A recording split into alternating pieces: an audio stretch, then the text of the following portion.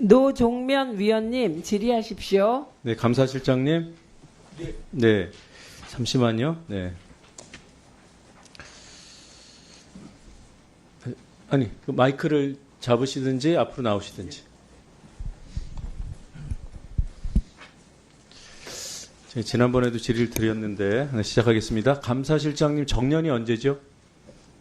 3년 남았습니다. 3년이요. 지금 2급이시죠? 2급입니다. 네.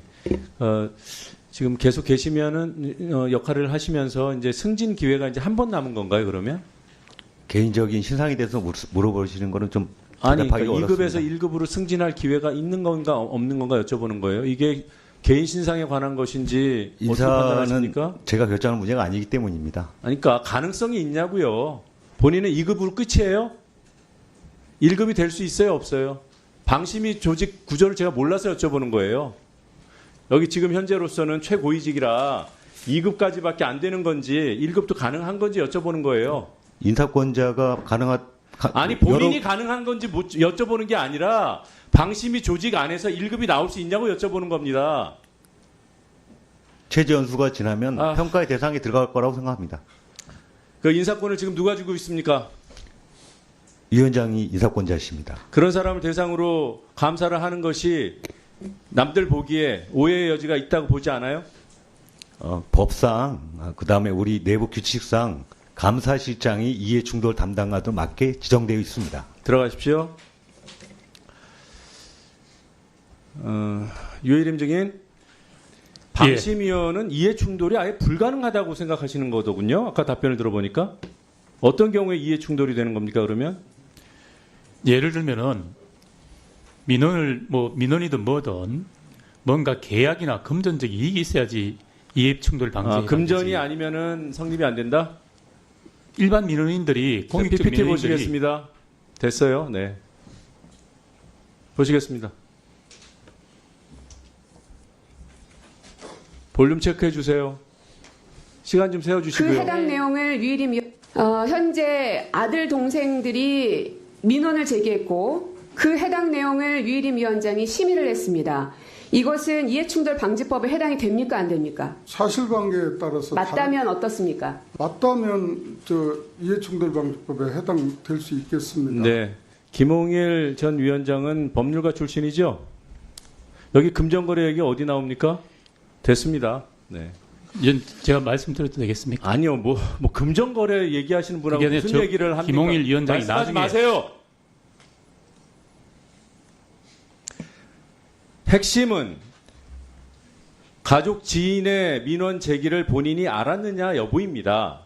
알고도 했으면 이해충돌 당연히 되죠. 그걸 부인하는 상황에서 어떻게 대화가 됩니까? 억울해하지 마시기 바랍니다.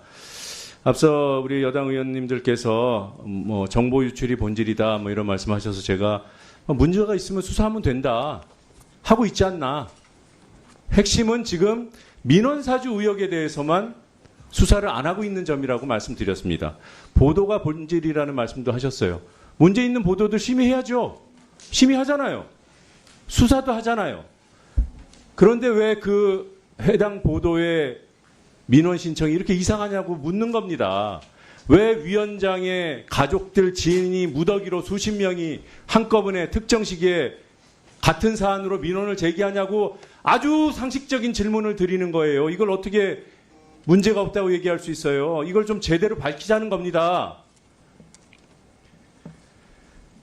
민원사주 이 체계, 이것이 불법이 될 수 있는 문제, 여기에 대한 핵심을 자꾸 안 보려고 하시는 것인지 정말로 모르시는 것인지 이해할 수 없는 게요. 가족 민원 낼 수 있어요.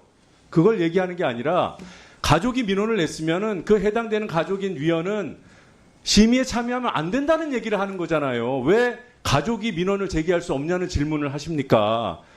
경찰 가족은 신고할 수 없냐고요? 신고해야죠. 그런데 그 가족이 신고한 사건은 그 경찰이 맡을 수 없어요. 그게 상식이고 우리나라 법이에요. 해당 기관들의 아주 기본 중에 기본이고, 그걸 방심위원장도 우리 여당 의원님들도 이걸 모른 척 하시니까 좀 그러실 분들이 아닌데 답답합니다. 새로운 게 없다고 하셨죠? 어느 정도까지 해야 새로운 건지 모르겠지만 지난해 말에 김건희 여사 명품백 수수 동영상 공개돼서 세상이 뒤집혔습니다. 이게 문제가 있다고 예고편만 보고 차단하려고 했다는 사실이 드러났어요. 본인이 인정했어요. 예고편 차단하려고 했다고. 해당 국장이 그랬습니다. 예고편을 차단하는데 성공하면 거기에 쓰인 동영상이 다 막힐 수 있다고. 그걸 노리고 한 겁니다. 이게 작은 일이에요? 대한민국의 방심위원장이 한 100명쯤 됩니까? 딱 한 명 있어요. 그리고 직무 관련 접대 위법 사실 본인 입으로 스스로 시인해놓고 문제될 것 같으니까 직무 관련성 없었다? 퇴근, 파악되는 퇴근 일수 중에 91%, 190일이 6시 이전에 퇴근한 이미 조퇴로 보입니다. 그런데 전부 다 업무 관련성이래요. 이런 거 확인해야 되지 않습니까? 퍼센테이지가 많아도 너무 많은 거 아니에요? 91%예요. 자그마치. 소명이 하나도 안 됩니다. 지난해 방심위에 대한 감사 결과 방통위가 뭐라고 했냐면 상임위원들도 방심위원장도 복무관리 규정 만들라고 했어요. 그거 아직도 안 만들고 있어요. 이런 것들을 지적하는 겁니다. 없지요. 구글 부사장 서신도 얘기해줘야죠. 새로 나왔는데. 네, 다 열거 그리고 이런 사주이 드러나 있는 사실만으로 부족하십니까? 부족하십니까? 이게 시간이 그냥 지나면은 지난 일이고 이미 나왔던 일이라서 그냥 덮어도 되는 일이에요. 이런 일을 우리 수십 년 동안에 한 번이라도 본 적 있습니까? 방심위원장의 가족, 지인들 수십 명이 한꺼번에 특정 민원 사항을 지휘해달라고 한 그 사실이 드러났어요. 이게 작은 일입니까? 더 드러날 일이 더 있어야 돼요?